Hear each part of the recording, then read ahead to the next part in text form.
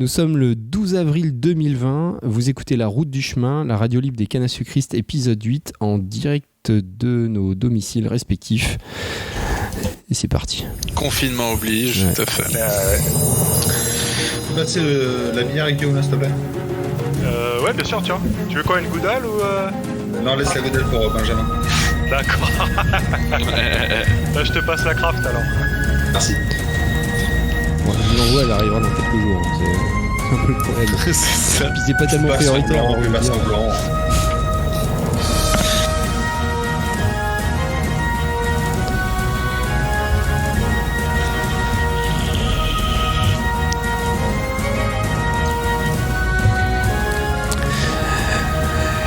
Eh bien, bienvenue pour ce numéro 8. Enfin, on a fait un peu plus de numéros que ça en vrai, mais on va le numéroter numéro 8. Parce que la numérotation, c'est important. Et je suis aujourd'hui... L'important, c'est les valeurs. L'important, c'est les valeurs. Je suis aujourd'hui donc avec Xavier. Bonjour Xavier. Salut Benjamin, ça va? Quelle surprise, je suis avec Alexandre. Salut tout le monde. Salut Alexandre. Excellent. Et nous avons un peu la mascotte de l'émission qui est pas assez là, donc on essaie de se rencarder. On met maintenant les horaires par rapport à son agenda. Salut Guillaume. Bonjour à tous. Salut Guillaume. Alors un épisode aujourd'hui qui est...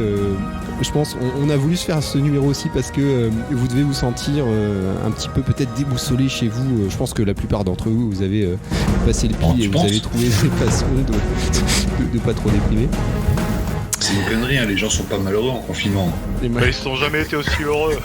Bah, ça dépend combien ils ont de gamins et quels âges. C'est ça Alors, en fait, finalement. ça dépend de la taille de l'appart aussi, ouais. Ouais, et C'est du jardin. fortement.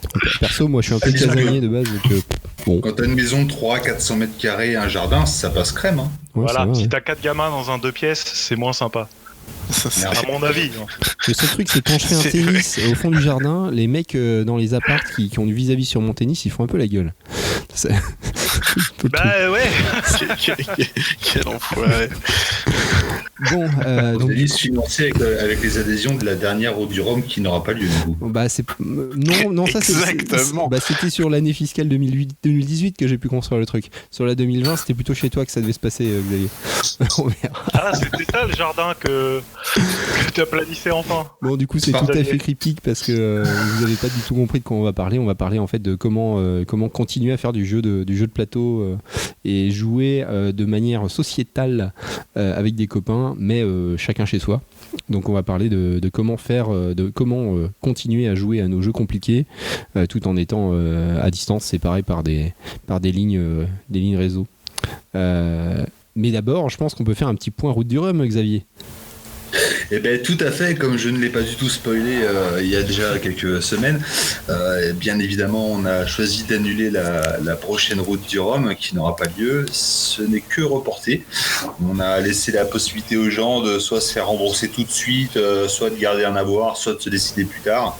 A priori, les gens ont plutôt envie de revenir plus tard, donc j'ai fait un seul remboursement, je crois. Ouais, c'est aussi, je pense, l'occasion pour les gens de dire c'est bon, j'ai réservé. En fait, ça va être ça. Je pense que ce qui va se passer concrètement, c'est qu'on va attendre la levée du confinement, n'est-ce pas? Et quand ça aura lieu, on va engager la machine, on va regarder où est-ce qu'on le fait, si on garde la salle de Saint-Philbert, si on en prend une sur Tours. On a même eu des propositions vers Marcillac, donc à étudier quoi. On verra parce qu'il y aura peut-être des préconisations sur une levée de confinement de pas forcément privilégier les non-rassemblements, donc on n'aura peut-être pas forcément l'occasion de le faire tôt. Si effectivement on se débarrasse de la pandémie très tôt, on regardera les opportunités pour faire ça assez vite.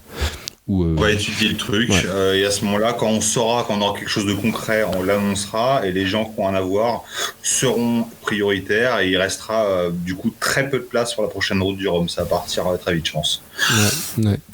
Enfin bon, là du coup, je pense que c'est cette route du Rhum de mai est donc annulée. C'est con. La question qui se pose, c'est le budget. Là, on avait fait un budget sur cette route du Rhum là. Faut voir si on n'explose pas de budget avec une autre salle, si jamais on change ou autre.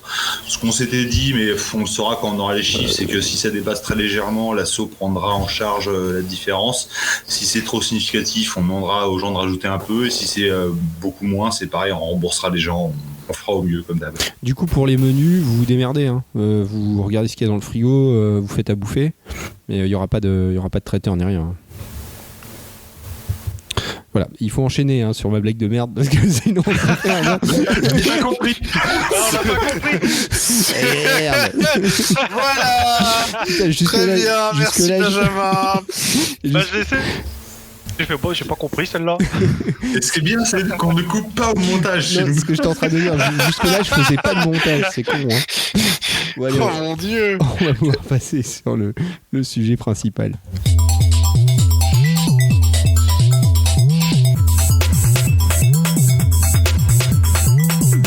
Donc le sujet c'est comment jouer confiné. Le première partie, on va parler en fait des jeux qui ont été portés par leur éditeur de manière digitale. Je déteste ce mot digital parce que ça veut quand même dire avec les doigts.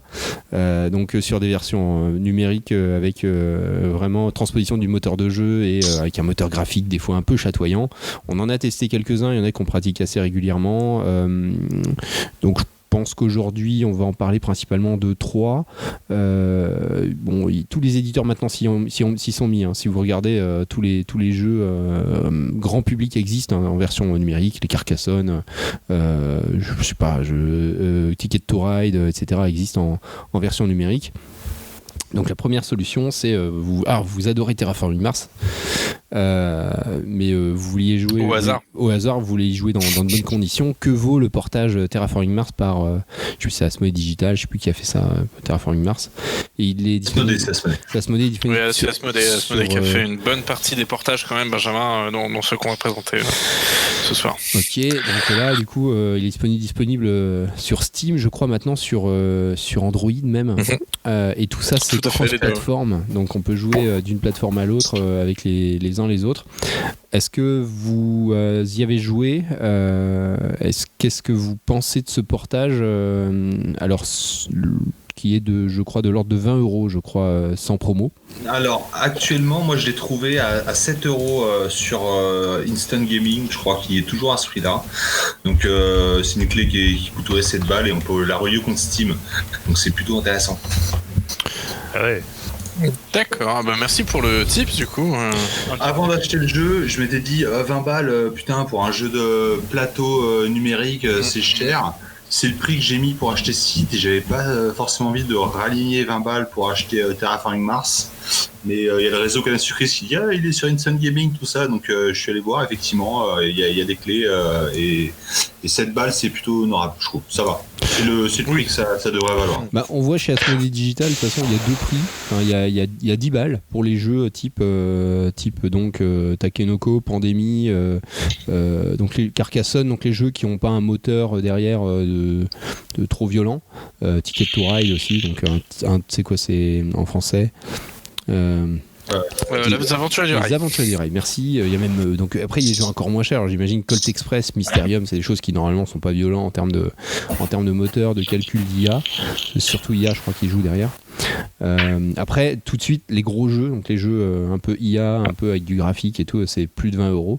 Dont le Lord of the Ring Adventure Card Game, ils l'ont porté à 20 € dessus, quoi. Donc c'est assez complet. Il y a même Gloomhaven, l'énorme jeu de plateau, il est à 25 balles. Donc ça peut être pas mal, cela dit, parce que moi je suis pas hyper fan du jeu, mais en version digitale avec des copains, ça peut être rigolo. Et donc, sachant qu'il y a une version Legacy, en plus. Ça peut être l'occasion de terminer parce que je pense que le problème de ces jeux-là, c'est que ça se joue en campagne et c'est des campagnes qu'on ne termine jamais d'expérience sur le plateau. Ouais. Donc ça peut être intéressant en version numérique. Je crois que la boîte de base, il y a genre 80 scénarios, mais jamais tu fais 80 soirées avec les mêmes potes. Donc c'est clair. Quand t'as 16 ans, quoi. Ça quand t'as 16 ans, nous c'est comme ça qu'on faisait des centaines d'heures de jeux de rôle. Finalement à l'époque on aurait pu faire des trucs comme ça, mais là donc Terraforming, je l'ai aussi. On n'a jamais joué ensemble, Xavier. Moi j'ai beaucoup joué avec l'IA, j'ai dû faire 2 parties en ligne avec des copains.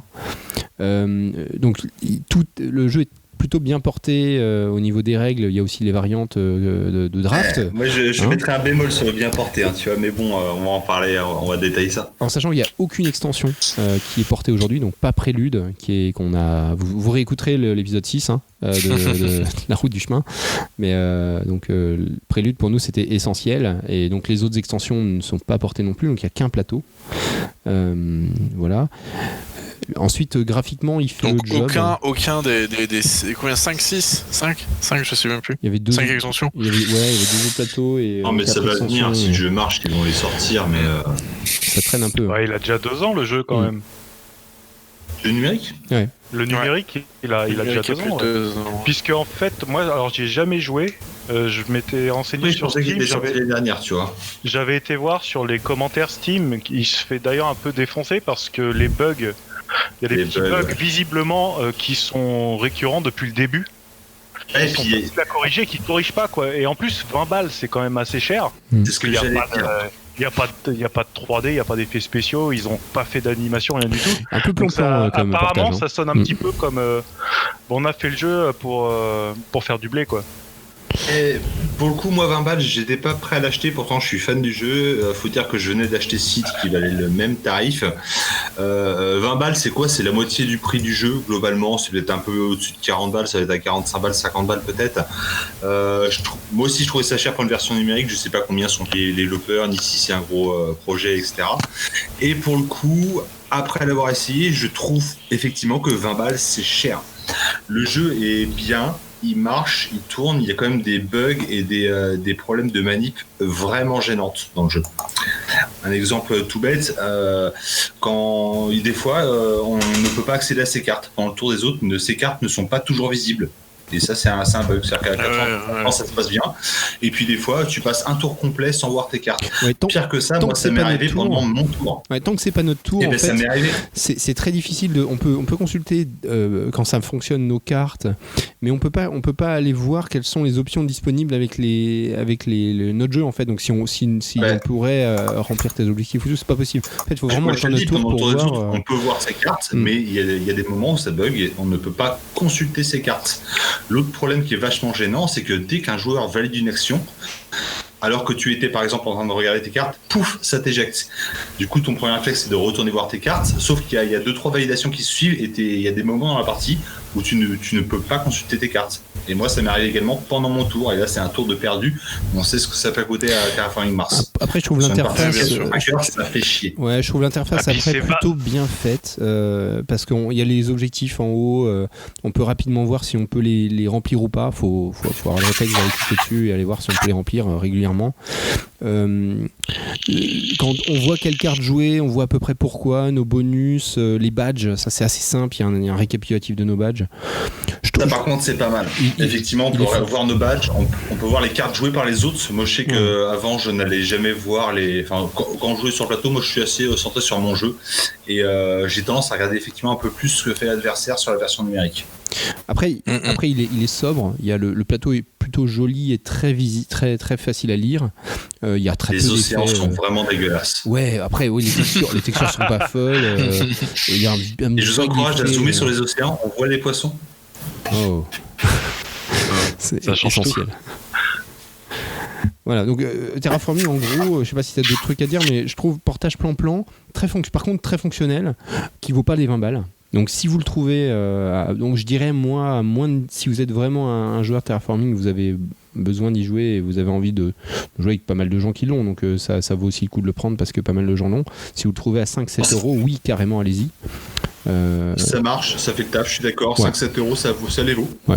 Plus, non, ça les vaut pas. Le portage est trop feignant et il y a des bugs vraiment chiants, quoi. Ça gâche pas la partie, mais ça gâche des moments de la partie, vraiment. Alors pour apporter un point un peu plus large sur les portages Asmodée, parce qu'il y en a un paquet et notamment il y a plein de bundles et plein de soldes en ce moment sur ces points de vue là, confinement oblige, notamment du Carcassonne avec 14 milliards d'extensions, du Clan of Caledonia, du Isle of Skye pardon, enfin bref, et je dirais que la logique globale sur ces jeux, c'est bien ce que disait, enfin en tout cas suivant les commentaires, c'est bien ce que dit Xavier, c'est-à-dire les portages sont un peu faiblards. Il y a certains jeux, notamment Carcassonne, où la logique c'est vraiment de vendre 56 milliards d'extensions, toujours pour un petit pécule, et c'est vrai que c'est relativement cher. Donc grosso modo, moi j'aurais tendance à dire pareil que toi, Xavier, ça vaut l'argent console. Qui gagne du fric, ça me dérange pas. Par contre, faut non, mais qu'on s'amuse qu'on achète par exemple un Carcassonne et qu'on sache que de toute façon c'est que chaque extension vaudra 5 balles et qu'il faudra recalquer 5 balles pour ajouter les abbayes ou ouais, c'est ça. Ticket to Ride, des trucs comme ça, c'est un peu con quoi. En fait, il y a les jeux extensions, ils sont régulièrement pas chers en promo, vous allez les trouver à 2-3 euros. Voilà. Mais les extensions derrière sont sont jamais bradées. Donc c'est par exemple Ticket to Ride, si vous voulez le jeu de base, moi je dis le pays 2 balles, voilà. Et derrière vous avez chaque extension, donc chaque carte en plus. Ce qui est, enfin, je veux dire, le jeu il est pas très intéressant si on tourne toujours sur la même carte. C'est 3 à 5 euros. Ça fait un jeu tout compris qui est quasiment à je sais plus, ça fait 40 balles quoi. Ouais. C'est hors de non mais donc pour, en tout cas ça vaut. Il y a pas mal de choses qui sont intéressantes, il y a pas mal de bugs quand même, il y a quand même sur certains jeux une logique du DLC, donc vraiment de l'extension payante. Après en promo ça reste un moment sympa et je pense que c'est quand même un et puis il faut dire ce qu'il y a en ce moment pour jouer avec ses potes, il y a que ça. Alors il y a d'autres options. En jeu de plateau, en tout cas. On va voir, il y a d'autres options. Donc ça, Terraforming. Donc ça, en tout cas, c'est la première option. Terraforming, moi, c'est plutôt les bugs que je trouve un peu honteux en fait. Le bug que Xavier décrivait, le coup des cartes là, ouais. pour un jeu qui a pas un truc de ouf à régler, ça. Comme je suis d'accord, ça c'est chiant. Et sur site, il y a un autre bug dont on parlera tout à l'heure qui est vraiment casse-couille aussi. Je trouve ça abusé quand même. Voilà, Site. De pas réparer ces bugs. Il y a un gros avantage par rapport au jeu plateau. Ouais. Par contre, c'est qu'on découvre des fois des règles qu'on appliquait mal, qu'on a toujours appliqué mal, qu'on a appris mal et qu'on a toujours perpétué. Et la version numérique permet de se rendre compte de ça. Ouais, et puis il y a des choses aussi, c'est qu'il y a du coup tous les automatismes de chaînage, etc. Je veux dire, là, l'ordinateur il fait le boulot pour nous. Donc effectivement, on n'a plus ces bugs qu'on peut avoir en jeu physique, qu'on fait sans tricher, mais sans y prêter garde. Donc là, le jeu, il nous permet de corriger ça, et ça, c'est intéressant pour l'apprentissage du jeu. Par contre, on va retourner. Il faut être clair aussi, Benjamin, pour ceux qui aiment aussi une autre expérience de jeu sur ces jeux qui sont des jeux de gestion assez complexes, ça vous permet de diminuer, je pense diviser quasiment par 2, je trouve, le temps de jeu pour une expérience de jeu similaire. Alors vous pouvez parce qu'il n'y a pas de manip. Une partie de terraforming avec des bots en une demi-heure. Voilà. Donc ça, c'est... Il y a un dernier bug vraiment supportable sur Terraforming Mars, c'est que de base, il te propose une durée de jeu par joueur, ce qui est pas complètement con. Ça permet aux joueurs qui prennent beaucoup de temps de réaliser qu'ils doivent accélérer un petit peu s'ils veulent pouvoir faire tous les tours. Le problème, c'est que nous, la première partie, on n'a pas fait gaffe aux paramètres, on a dû mettre 70 minutes par personne, ce qui en théorie est suffisant, mais on a joué un peu lentement. Bref, quand tu arrives au bout de tes 70 minutes, tu es éjecté de la partie, c'est-à-dire que tu peux même pas finir de la voir en tant que spectateur. C'est une IA qui te remplace. Oh, c'est super nul. Nous on a fait une partie à 3. Les 2 premiers joueurs se sont fait éjecter. Il me restait 5 minutes de jeu. Oh la punition. J'ai continué les 5 minutes et vous savez quoi, je me suis fait éjecter aussi. Je n'ai même pas pu voir la fin de la partie. La partie s'est jouée entre les 3 IA. En fait, je trouve ça pas mal. Mais pas dans ce contexte-là. C'est que quand on joue avec des copains, c'est nul. Ouais, mais c'est vrai que si t'es tout seul et que tu joues en ligne avec des inconnus. Non mais tu le gères autrement. Ouais, tu le gères autrement. On devrait pouvoir voir la fin de la partie en spectateur, tu vois, un minimum. Ouais, non mais bien sûr, mais je parle juste de fait de gérer quand même les mecs qui prennent trop de temps ou qui partent faire les courses en laissant le jeu tourner. Tu peux faire un système de vote pour éjecter le mec. Tu joues au tour, comme dans tous les jeux, tu joues au tour. Tu mets un tour. Un système de vote. Moi j'ai fait une partie tour par tour. Au bout d'une semaine, on l'a toujours pas fini. Alors, tour par tour, c'est adapté quand tu joues sur tablette et qu'effectivement tu allumes ta tablette. Ah bah tiens, c'est mon tour de jeu, paf paf, tu fais ton tour et tu poses la tablette. Moi je joue sur PC par exemple. À chaque fois que je devais faire mon tour, je devais rallumer le PC, c'était infernal. On passe sur donc terraforming, portage un peu plan-plan, un peu feignant, mais qui fait le job avec une IA que je trouve assez correcte. En médium et en hard, elle est quand même, elle optimise comme un porc, donc du coup ça fait le job. On passe sur Sight. Et même en partie solo. Oui, mais en partie solo, c'est assez intéressant de jouer contre elle. Ils sont plutôt pas mal. On arrive sur Sight, du coup, qui est un jeu de stratégie-gestion avec du coup des plateaux individuels où on va programmer. Sight ou Site. Comment t'appelles ça? Dis Sight ou Site? Moi je dis Site. Moi je dis Sight. Moi je dis Site. Ouais. SCYTHE. Donc vous dites comme vous dites. Je crois que ça vient du grec ancien. Moi je dis Sight parce que c'est la fois en anglais, mais je t'avoue que j'aurais pas de.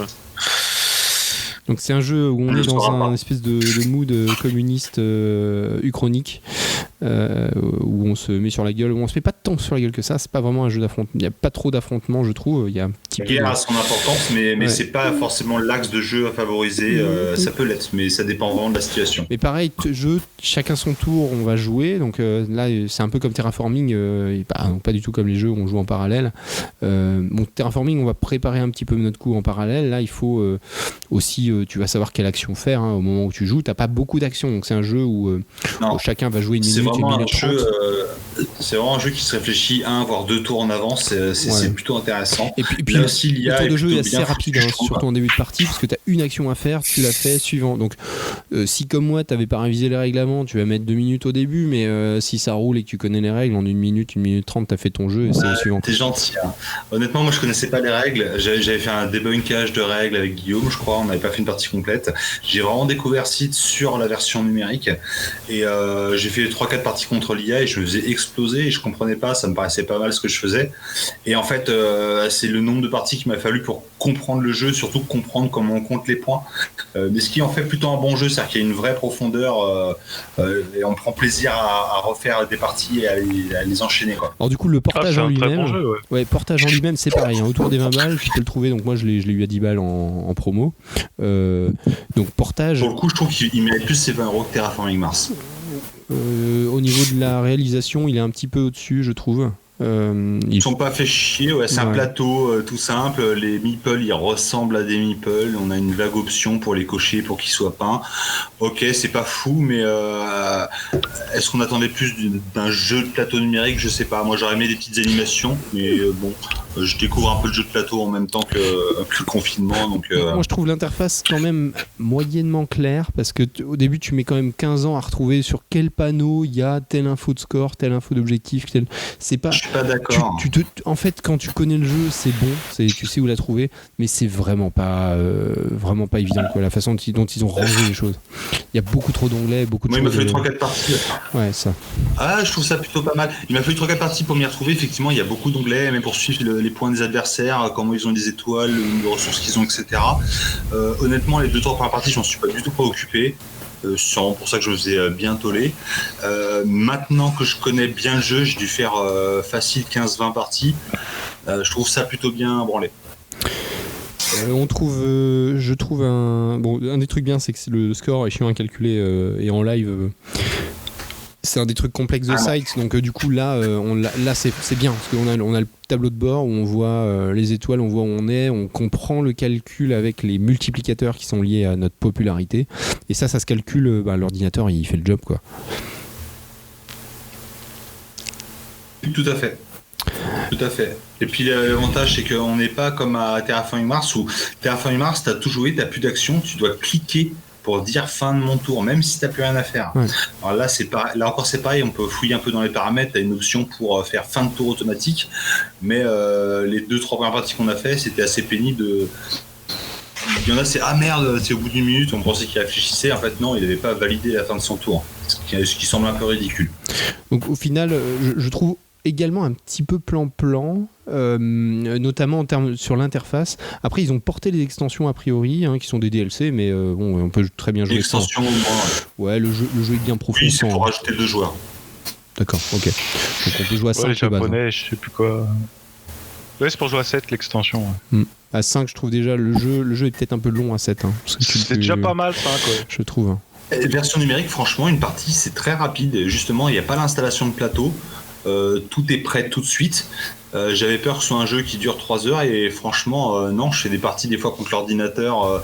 Contre des joueurs, c'est plus long, mais contre l'ordinateur, non, en une demi-heure, 3/4 d'heure maxi, j'ai torché la partie. Les joueurs, c'est 1h30, je pense, faut prévoir, c'est 2 petites heures et en fait, ça se fait largement dans l'heure et demie. Hein. En vrai ?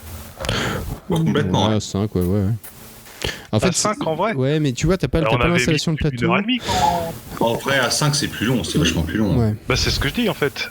J'ai peut-être pas compris, mais en vrai, on avait joué à la route du Rhum, on avait joué 4 heures. Hein. Ouais, 3-4 heures. Oui, non, mais c'est ce qu'on disait, c'est les versions numériques en règle générale sont. Speed le jeu, hein, parce que du coup, t'as pas l'installation. Énormément de jeux, parce que t'as pas de manip, ça t'as tout qui est calculé, et donc tes actions elles se traduisent directement en une évolution du jeu. D'accord. Oui, d'accord. Ce qui est assez cool, c'est qu'en version joueur contre joueur, on peut peut-être le paramétrer, mais il n'y a pas de undo, de rétropédalage. Et moi qui suis clairement partisan du non-rétropédalage, je trouve ça assez chouette. Alors, effectivement, ça va arriver à tout le monde, moi le premier, de râler parce qu'on a mis ce clic ou qu'on a fait une action un peu trop hâtivement. Mystique. Mais ça nous apprend à faire attention à ce qu'on fait en fait. Et je trouve ça plutôt positif. Moi je trouve qu'il n'y a pas de. Il y a un des gros problèmes, c'est qu'il n'y a pas de possibilité de draft dans Sight. Et moi, je suis plutôt draft.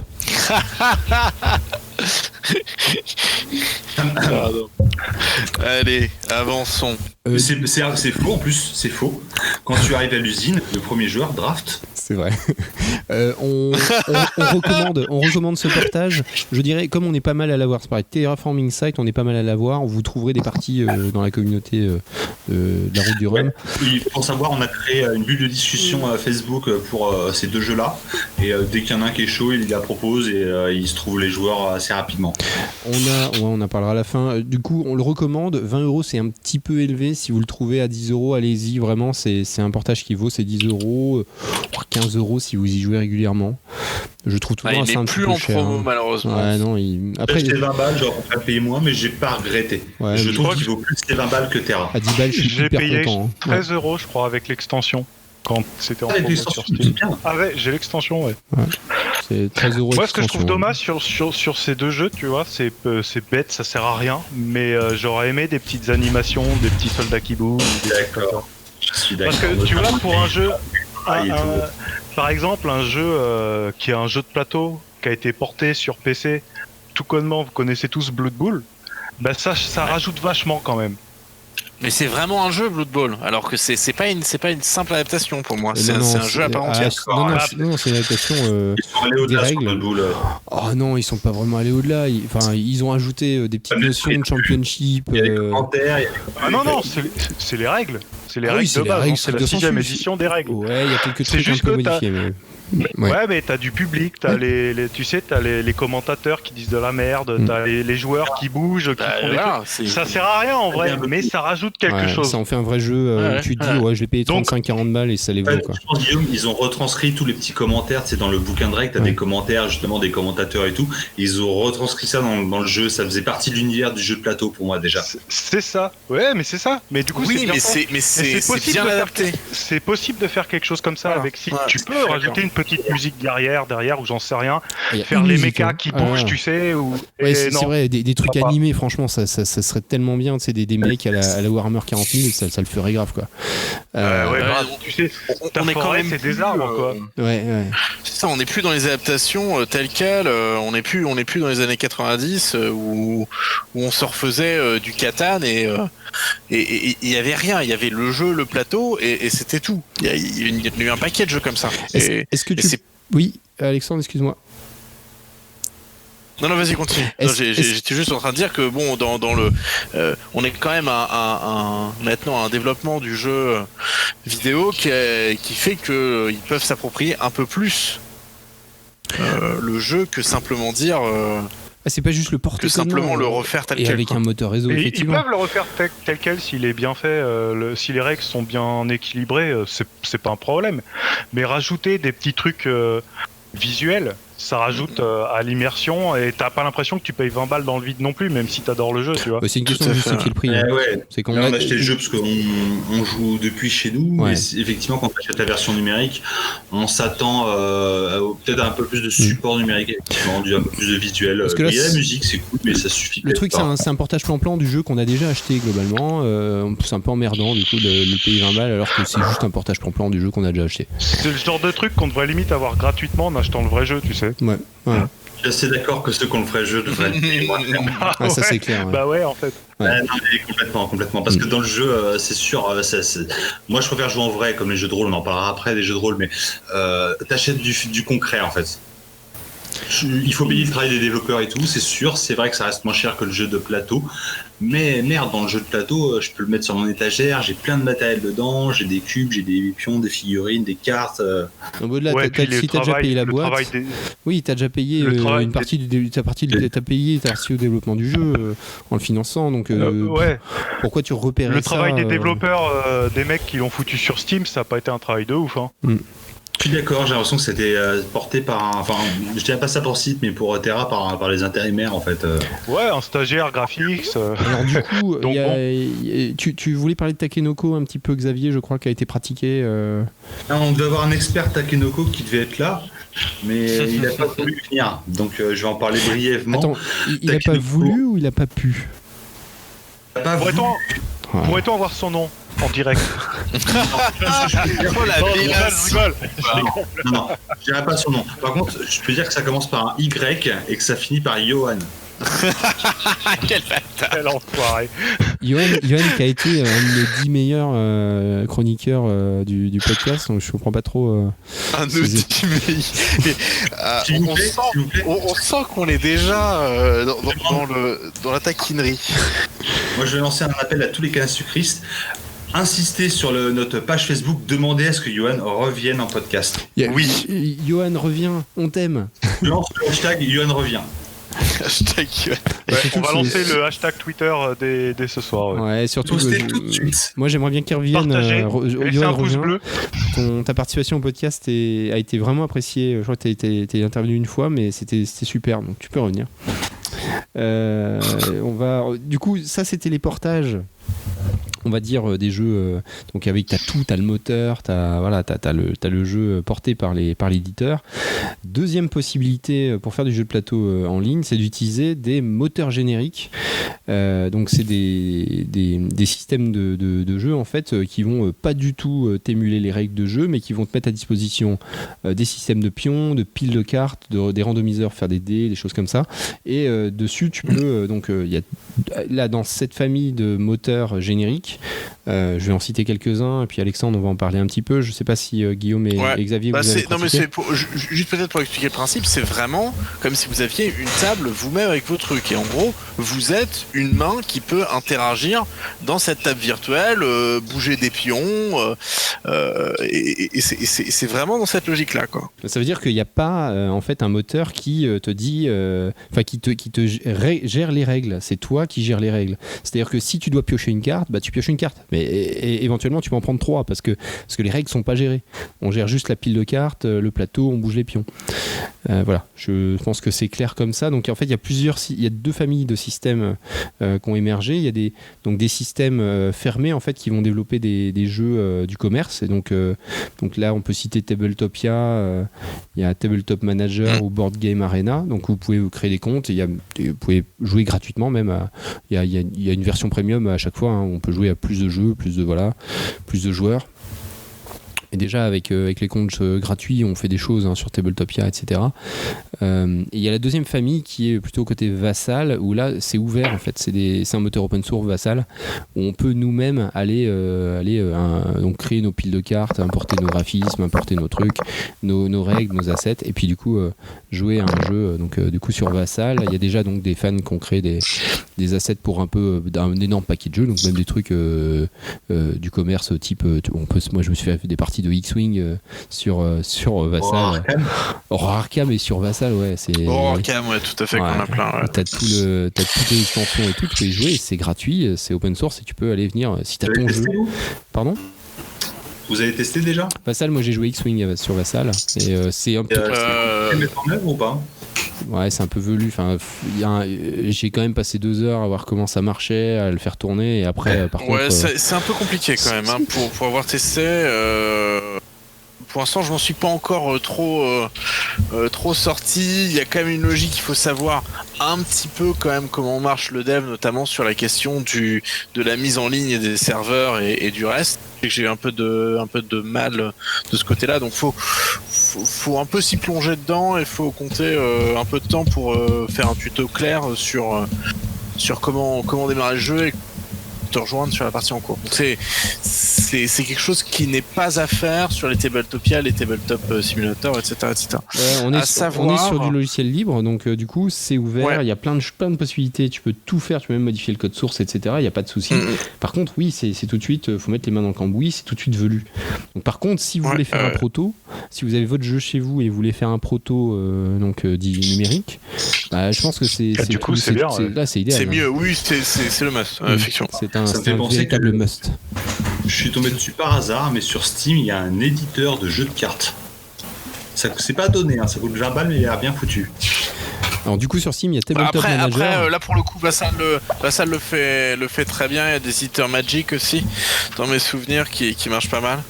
Mais effectivement, ouais, ça commence à se développer. Mais là Vassal est vraiment plus générique que ça. Hein.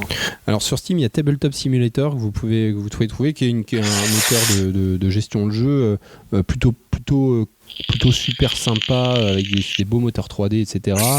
Et qui par contre qui coûte 20 balles et à chaque fois vous allez payer votre moteur de jeu. Donc je pense que j'ai pas joué, mais j'ai l'impression que c'est beaucoup plus drivé que Tabletopia, duquel on va parler juste après, parce qu'on a plutôt pratiqué ça, Alexandre. Et du coup là vous allez payer votre extension Wingspan ou Zombicide. Et il y a une controverse de 5 à d'ailleurs 10 euros. sur Tabletop. Au niveau des droits. Plutôt une grosse controverse parce qu'ils ont. Enfin bon, il y a certains jeux qui ne rémunèrent absolument pas leurs éditeurs ou leurs auteurs. Ouais, Parce que en fait c'est ce que j'ai lu, ouais. Parce que moi j'ai jamais joué, enfin je connais pas plus que ça, mais j'ai été lire quelques articles et que effectivement il y avait une controverse dans le sens où t'as des gars qui prennent par exemple, là j'ai devant les yeux, moi je refais Serenissima sur Tabletop, je le mets à disposition de tout le monde et du coup bah les développeurs de Serenissima ils touchent que dalle. Ouais, mais ça c'est comme, c'est le problème du net en général, c'est comme le téléchargement de films, de musique et. Exactement. Ouais, mais non, parce que je suis pas d'accord. C'est Sur pire que ça, Tabletopia hein. ou Board Game Arena, ils te mettent bien que t'as le copyright du jeu. C'est-à-dire que les mecs ont à minima. Ils ont payé une dîme à l'éditeur pour avoir le droit de... payer un petit royalty Au et moins pour- informer l'éditeur et l'auteur qu'ils allaient faire un truc sur leur jeu, quoi. Ce qui est le. Tu vas me dire, c'est ce qui est la moindre des choses, mais c'est. Mais Oui, ça c'est s'apparente au gens- piratage un petit peu, au piratage dans les années 2000. C'est Internet quoi, ouais. Ouais. Ouais, c'est ça, c'est le piratage tu peux- d'œuvres Mais tu peux audio. aussi le faire, quoi. Tu peux aussi le faire, et à partir du moment où tu le vends sur une plateforme qui est quand même une plateforme, en l'occurrence Steam, qui est une plateforme on ne peut plus connue et légale, c'est pas un truc que t'es allé chercher sur je sais pas, sur du BitTorrent ou sur des sites un peu plus. Le plus haut, c'est légal. Et alors là, du coup, tu peux jouer. Je regarde Tabletopia. On a joué l'autre fois. C'était quoi? C'était Trismegistus. Trismegistus. Donc, c'est Très bon jeu d'ailleurs, je vous ouais, recommande. très bon jeu, bien velu. Mais tu regardes la base, tu peux jouer à Brass, Terra Mystica, Sight, peux jouer à Sight. Anachronie. On a tous les gros jeux, Wingspan, tout est là. Les visuels sont des scans des jeux, donc bon, on est complet. en complet. Il y a oui, les règles Wingspan. à télécharger à côté, donc on peut jouer à tout ça. Wingspan, vous pouvez souscrire pour accéder à la bêta. Non mais Wingspan par Oui. Tabletopia, tu peux déjà y jouer si tu veux. Mais après, Ouais, c'est vrai que Wingspan a un portage qui est en cours, voilà, sur Dans la version. sur Symfony, ouais. Très gentil. Et Du coup, tu celui peux. sur Tabletopia doit pas être très, Non, on va mais- dire, bah, je légal crois que- entre guillemets quoi. Bah, Non, parce qu'en fait, la logique. Alors le modèle de coût, c'est que en fait les jeux qui ont un peu de hype, ils vont être soit complètement en premium, et c'est le cas de la bêta, parce que pour moi la bêta elle est semi-testée.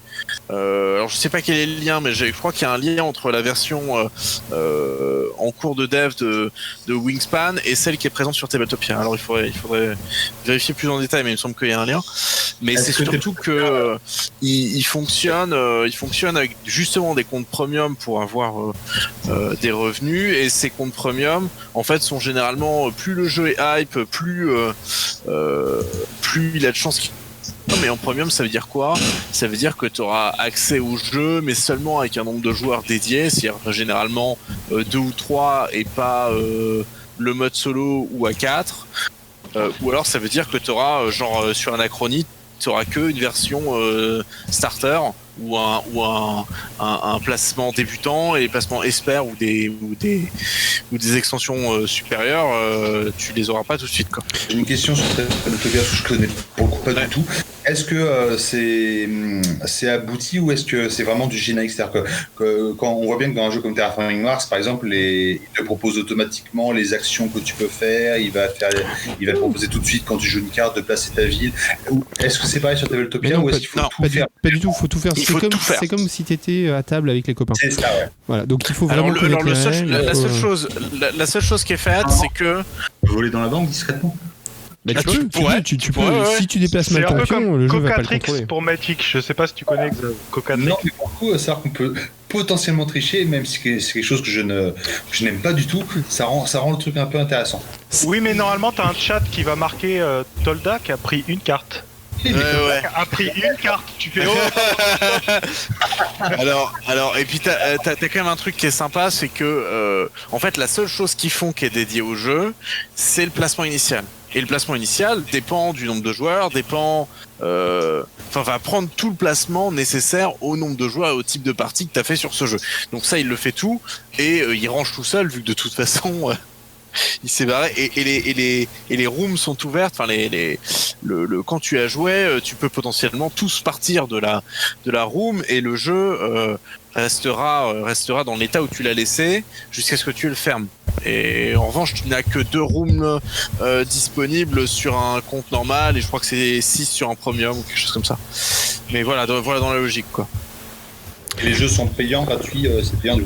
En fait, c'est ce qu'il disait, c'est qu'il y a un compte premium, de base c'est gratuit, le compte de premier compte est gratuit, il y a un système d'abonnement, et du coup si tu as un compte premium, tu as accès aux jeux qui ont le plus de hype, ou tu as accès à certains jeux qui vont fermer certaines options ou certaines extensions exclusivement aux membres premium.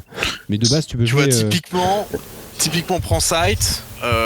Sight est disponible sur Tabletopia. En revanche, il faut avoir un compte premium. Il faut à minima, il faut que celui qui crée la partie ait un compte premium pour créer une partie à 4 ou 5.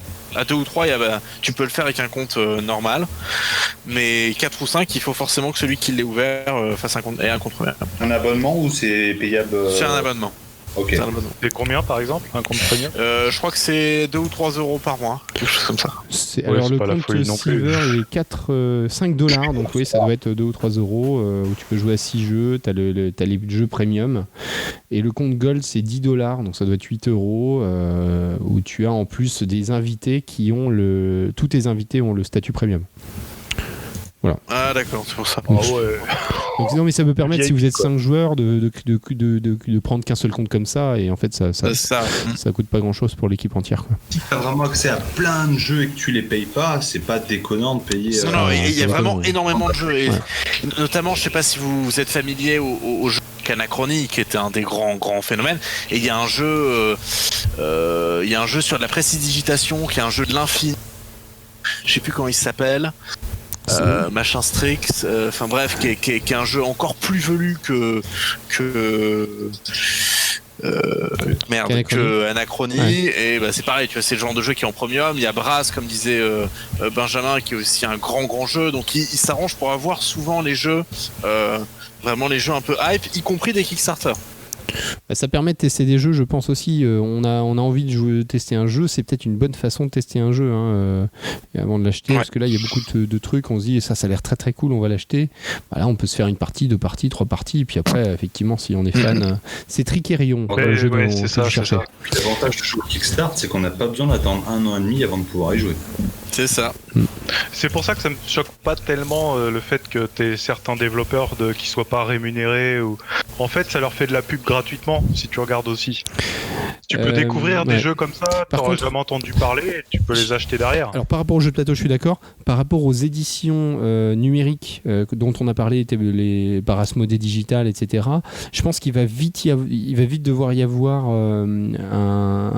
un peu de boulot du côté des éditeurs s'ils veulent pas se faire parce que là les moteurs génériques ils sont assez costauds, oui il faut connaître les règles, oui ils contrôlent pas tout le truc, il y a une vraie valeur ajoutée à la version digitale numérique, mais il va falloir qu'ils se sortent les doigts un peu pour faire un truc un peu plus costaud, parce que c'est pas beaucoup plus dégueulasse bouffer par Tabletopia, c'est pas beaucoup plus dégueulasse de jouer sur Tabletopia, Du coup c'est pas plus mal. Ouais, carrément. On aura peut-être des animations. Mais ouais, si on a des vraies versions numériques qui ont de la gueule à 20 balles, ou même, enfin, tu vois, ouais, carrément, un truc sérieux, bien foutu, ouais, carrément. J'espère que ça va un peu pousser les éditeurs un peu au cul. On va finir sur une 3e partie consacrée un peu aux jeux de rôle en ligne. Donc ça, c'est quelque chose qui n'a pas attendu le confinement pour se développer. Nous, ça fait un petit bout de temps qu'on l'explore, parce que c'est vrai qu'avec les enfants, le travail et tout, on joue pas autant qu'à l'époque on était étudiant pour sûr. Et on a eu des grosses périodes où on jouait même plus en ligne donc, que sur table. Alors, on a commencé à jouer sur Rollistim il y a quelques années, qui était vraiment un précurseur, un logiciel qui était développé par des Français, et chacun avait son client chez soi, et en fait Rollistim a été remplacé quasiment poste pour poste par Roll20, donc Roll20, qui est un système majeur sur Roll20, c'est que les joueurs peuvent dessiner de manière anonyme des bits sur les en gros, voilà, bien sûr. Je vais en parler vite fait. Il y a 2 systèmes aujourd'hui, enfin il y a 2 familles de logiciels également. Il y a Roll20 pour moi qui est le, bon, il y a que lui pour moi sur la partie vraiment gratuite et un petit peu light. Roll20 ça gère les systèmes de lancer de dés, les feuilles de personnages, on peut écrire des macros, des choses pour les systèmes un peu compliqués, on a des combinaisons de dés avec des seuils, avec des dés explosifs, des choses comme ça. Ça se développe extrêmement facilement avec les feuilles de personnages, et on a plusieurs pages qu'on va préparer à l'avance en tant que maître du jeu. On va préparer nos plans, on peut mettre des pions, on peut lier les feuilles de personnages aux pions, donc afficher les points de vie restants, etc. Mais c'est à peu près tout. Il y a un système de documents qu'on peut partager, c'est tout. C'est extrêmement suffisant, parce qu'en fait après il suffit d'ajouter un Discord. Il y a un système de son mais qui déconne à mort, donc je vous conseille de mettre un Discord derrière, ou un système de son qui marche bien. Donc Roll20 en fait c'est le système light qui me permet de faire des choses très simplement, de partager un plan avec des pions, faire un peu de jeu tactique. Alors ça marche très très bien. Ce que j'allais dire après, c'est que à quel jeu on joue en ligne comme ça, et de quelle manière, ça c'est un autre débat. L'autre système c'est type Fantasy Ground, donc c'est la Rolls. On va avoir, c'est payant, donc je crois c'est de l'ordre de, j'avais vérifié, c'est 20 balles par personne. Plus après on va acheter le set de règles pour Cthulhu, pour Donjons et Dragons, donc c'est 5 à 10 balles, 15 balles. Plus derrière, en plus, si vous avez joué à telle campagne commerciale, vous pouvez acheter l'ensemble du set avec toutes les cartes, les assets complets de la campagne et officielle, qui est monté, préparé par l'éditeur.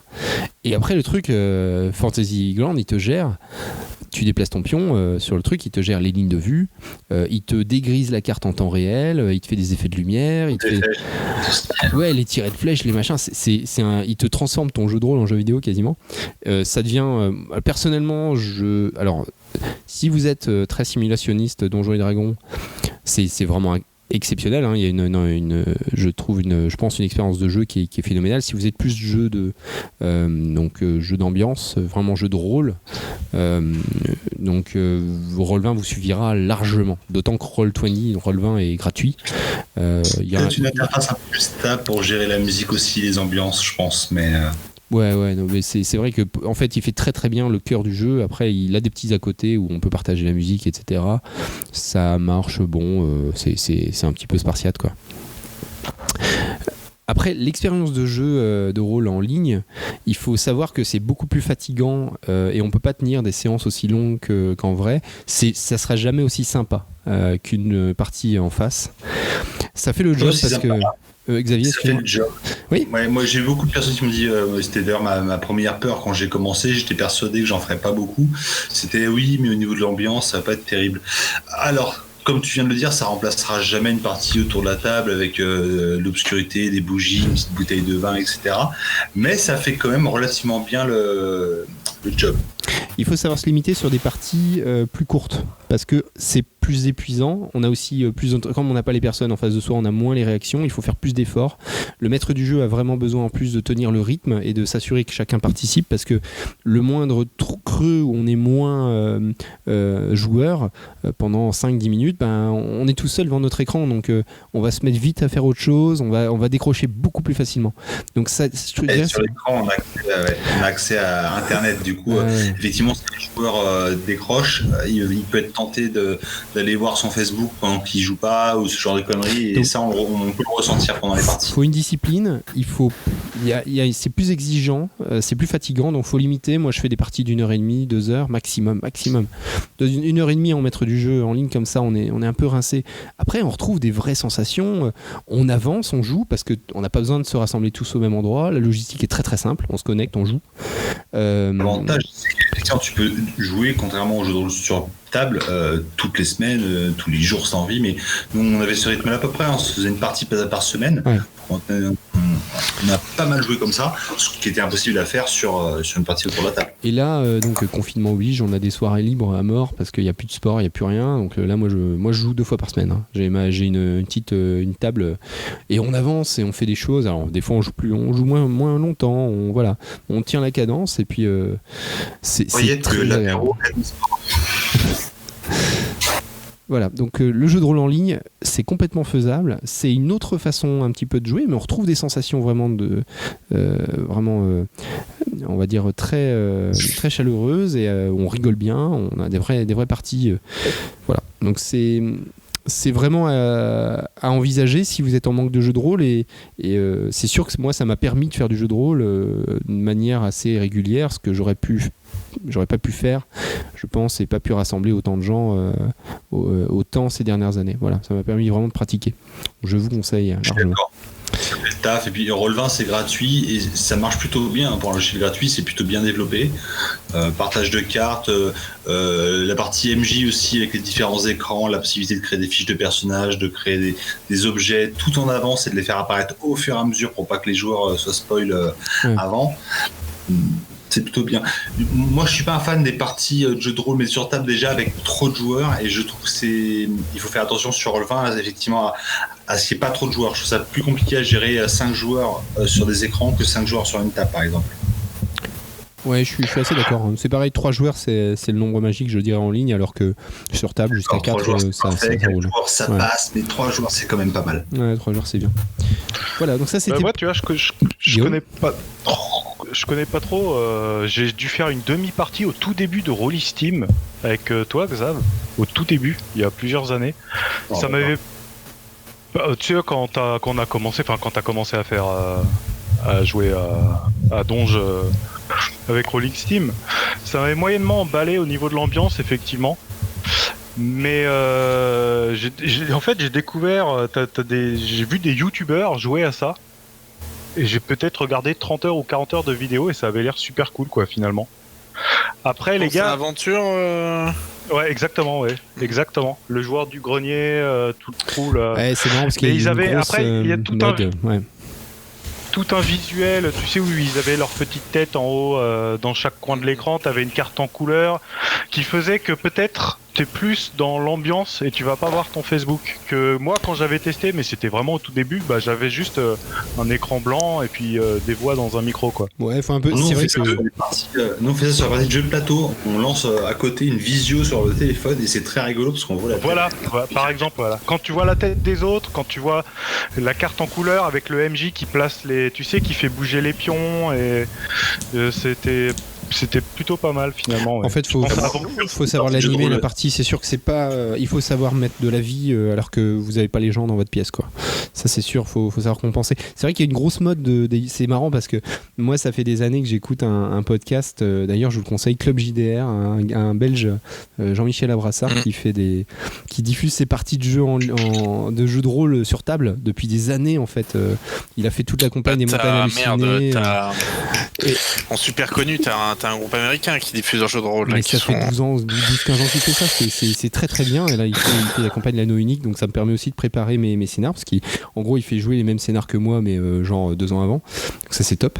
Et, c'est pratique. C'est très. En plus, sa table est bien. Bon, la prise de son et voilà. Et ce qui est marrant, c'est que du coup, depuis 1 an ou 2, avec le joueur du grenier, etc., il y a une grosse mode de gens qui se font du jeu de rôle, donc streamé et ça cartonne, quoi. Ça, comme les jeux vidéo streamés, en fait, tout ça, les gens ils se mettent à regarder. Et c'est vrai que maintenant, il y a un peu une seconde vie du jeu de rôle. Exactement. J'ai même vu du Cthulhu.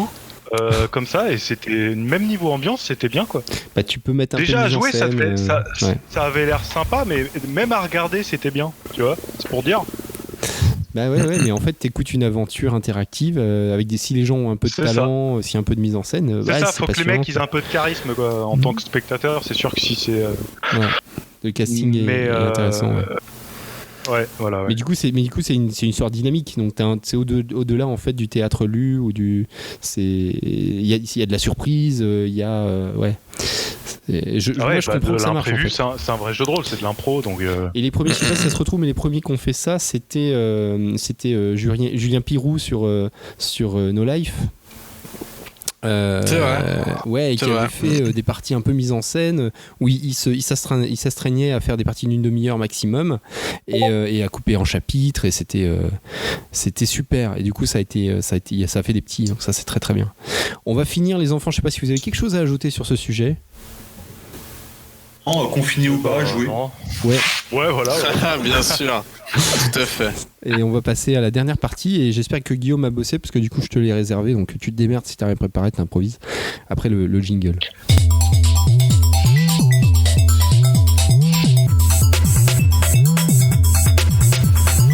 Et je veux pas te foutre la pression, mais si on veut rester sous l'heure, qui est un peu notre challenge, il te reste 4 minutes. C'est parti.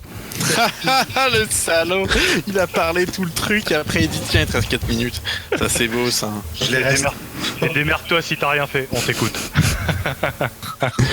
Non, bah moi, alors en confinement il y a aussi les jeux vidéo, et je voulais juste vous parler d'un jeu que j'ai découvert il y a pas longtemps. Je t'en avais parlé un petit peu, Xavier, je t'avais dit que je l'achèterais, qui est génial, qui joue à plusieurs, c'est l'intérêt de... Le lien avec tout ça, c'est Deep Rock Galactic. Tu m'en as parlé, ouais. Ouais, bah c'est génial. C'est des nains. Ça parle de quoi? Ah oui, c'est ça. C'est des nains de la bière. Et alors, à la base, c'est un studio, c'est leur premier jeu. Ils sont 18, les gars, un studio danois qui s'appelle Ghost Ship Game. Qui est très très à l'écoute de ses joueurs, à tel point ils ont sorti des patchs sur la demande des joueurs, tu vois. On est loin des AAA qui te laissent des bugs sur des années, quoi. Ou des DayZ qui est toujours en développement, je crois. Oui, il est en bêta. Ou Star Citizen, qui est depuis 2013, qui est en alpha depuis 2013. Ils te vendent déjà des vaisseaux à 70 balles. Enfin bon, là c'est un jeu, je sais plus combien je l'ai payé, peut-être 20 €, un truc comme ça, qui est très près de la release quand même. 30 € sans promo, ouais. 30 € sans promo. On peut voir d'ailleurs les critiques sur Steam, elles sont toutes extrêmement positives. Ça joue beaucoup du fait que les développeurs sont réactifs et à l'écoute, ce qui est un vrai gros plus dans le milieu du jeu vidéo, enfin dans tous les milieux. Alors qu'est-ce que c'est? C'est un jeu, c'est un FPS, Alors, c'est un FPS de futuriste, dans lequel on incarne des mineurs nains. Ça pourrait être des squats dans Warhammer 40 000 pour les plus anciens d'entre eux. On va rester aux nains. On va rester aux nains. C'est des nains qui sont envoyés par une entreprise bien capitaliste ou bordel, qui est là juste pour du fric, quoi, qui s'appelle Deep Rock Galactic, sur des planètes infestées d'aliens pour aller faire différentes missions, mais en général c'est pour miner de la mortite, entre autres. pour réparer des vaisseaux, pour éliminer un gros alien ou des trucs comme ça. Une question technique, Guillaume. Ouais. Est-ce qu'il y a des bières dans le jeu? Oui, plein. Forcément. C'est un point fort. Mais c'est un jeu coop en fait. Forcément. C'est un jeu tout dans coopératif ce jeu- principalement. Alors voilà, tout dans ce jeu est une bonne idée quand tu joues. Ok. C'est un jeu coopératif en team play, c'est-à-dire que ça se joue jusqu'à 4. T'as 4 nains de 4 classes différentes qui sont complémentaires. On t'envoie, alors t'as des différentes missions, différentes difficultés, vous doutez bien, il y a de l'XP, il y a des compétences à débloquer, des armes, des couleurs, il y a beaucoup de cosmétiques, hein, c'est indispensable. Et le but, ce qui est intéressant, c'est que les grottes, entre guillemets, où on nous envoie, sont faites de manière procédurale. C'est-à-dire que t'as jamais 2 fois la même grotte. Ah d'accord. T'as un générateur de... Mais ça me fait penser C'est à un générateur. Ça me fait penser à un roguelike. Un roguelike en fait, c'est que tu te fais allez, on va se faire une petite descente dans la mine et puis tu vas avec tes potes et tu sais pas ce qui va t'arriver quoi. Ouais, exactement. Tu sais pas à quoi va ressembler la grotte. T'as plein. Alors t'as 8 environnements différents. Mais c'est juste des environnements, tu vois-tu. T'as la planète avec les flammes, t'as la planète de glace, t'as la planète empoisonnée avec les champignons, tout le bazar. Et par contre, c'est des grottes, attention, hein, c'est pas la petite grotte de derrière chez toi dans le Cantal, quoi, tu vois. C'est la Moria, le truc. C'est très bon le Cantal. C'est des grottes de nains. Des fois, c'est le danger, c'est la grotte elle-même, tu vois. Et alors, il y a un côté en plus qui est intéressant, il y a un petit côté Minecraft, tu sais, parce qu'avec ta pioche, tu peux miner, mais tu peux miner où tu veux, tu peux creuser des trous où tu veux, comme tu veux. Est-ce qu'il faut une grosse bécane pour le faire tourner? Eh ben non, même pas. Je pense pas, non. Tu vois, je suis à 2 doigts de cliquer sur acheter là. Je regarde la vidéo en même temps. Oh Non, mais il m'en avait parlé, ça m'a échauffé déjà. Il y a des nains, il y a de la bière, tout ça. Ouais, il y a des nains, il y a de la bière. Alors en plus, un point qui est intéressant, c'est que moi, je joue tout seul, mais avec des inconnus. C'est qu'ils sont arrivés à mettre une bonne ambiance en permanence.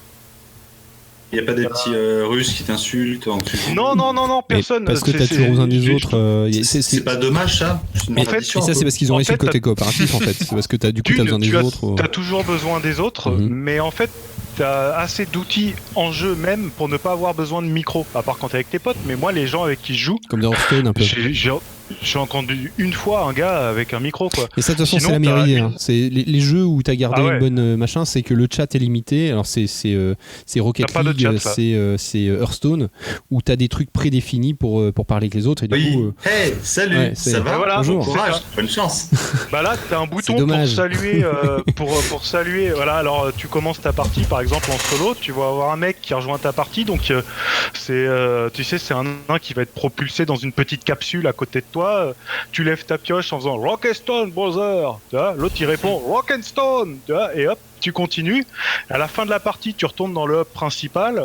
Tu mets la musique à fond, tu bois des bières, t'as un nain qui paye sa tournée de bière, les bières elles ont toutes des effets un peu... tu jettes ta bière par terre, tu donnes des coups de pied dans les tonneaux, et puis tu remontes pour la mission suivante. Ce qui était en fait, t'as une bonne ambiance tout le temps, quoi. Je viens d'ajouter dans ma liste de souhaits, tu vois. C'était la meilleure partie de Sea of Thieves, quand tu prenais des bières à l'auberge. Donc s'ils ont retrouvé ça... C'est ça, et ben tu retrouves ça mais en mieux, parce que du coup j'ai découvert Sea of Thieves il y a pas longtemps aussi, que j'aime beaucoup d'ailleurs. Ouais, j'aime bien aussi. Mais j'ai arrêté de jouer à Sea of Thieves pour jouer à Deep Rock Galactic, quoi. D'accord. Et Deep Rock Galactic, est-ce que je vois que tout est destructible? Est-ce que c'est vraiment un élément de gameplay ou est-ce que c'est rigolo, ça va, ça? Ah bah, c'est-à-dire que c'est destructible dans le sens où tu peux miner ce que tu veux. C'est-à-dire que tu as une map un peu en 3D, tu vois, tu as un scanner. Tu vois que tu veux aller dans telle caverne. Si tu veux, tu mines, tu fais un trou jusqu'à la caverne que tu veux. Très bien, bah écoute, je pense que tu as vendu... C'est le côté un peu Minecraft. Sachant que dans les classes, tu as un soldat, donc le gars avec un minigun qui est là. Alors ça marche aussi sur des vagues d'assaut ennemis.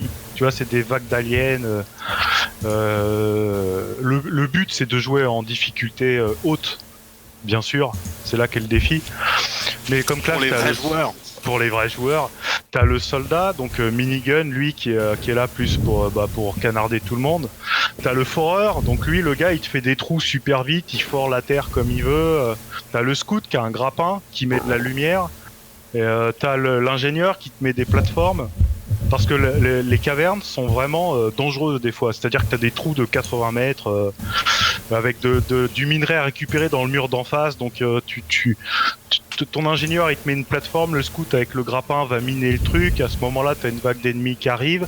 Et à la fin, quand tu as fini ta mission, tu t'appuies sur la mule qui s'appelle Molly, n'est-ce pas, qui est un robot à 4 pattes, un peu un coffre quoi. Et la mule en fait, elle repart vers la capsule d'extraction que l'entreprise a envoyée. Mais une fois que la mule elle a atteint la capsule, tout s'en va. On s'en fout des employés en fait. Toi, si tu veux survivre, tu dois arriver à réatteindre la capsule aussi, avec les ennemis au cul. Et au niveau ambiance, c'est vraiment... ils ont vraiment bien réussi leur jeu, quoi. Vraiment bien. Eh bien, merci Guillaume pour cette découverte. Du coup, tu as dû vendre quelques licences de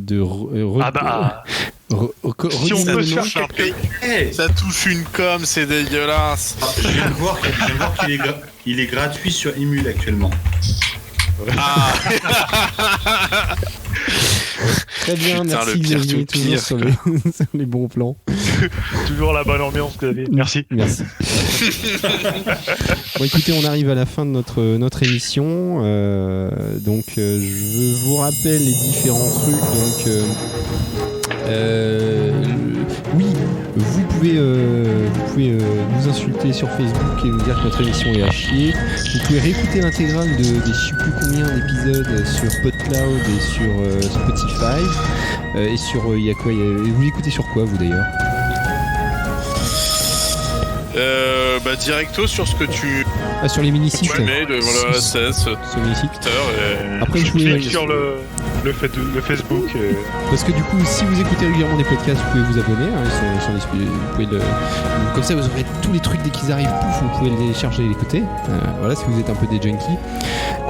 On a créé aussi un Discord pour l'association, le chemin de la canne à sucre. Donc dessus, on a des channels pour nos parties de jeux en ligne, nos parties de jeux de rôle, et puis du coup le podcast, ce qui fait que les prochaines fois, je pense que je dirai quand est-ce qu'on enregistre les podcasts. Si vous voulez joindre en live, ça sera possible. On est là-dessus.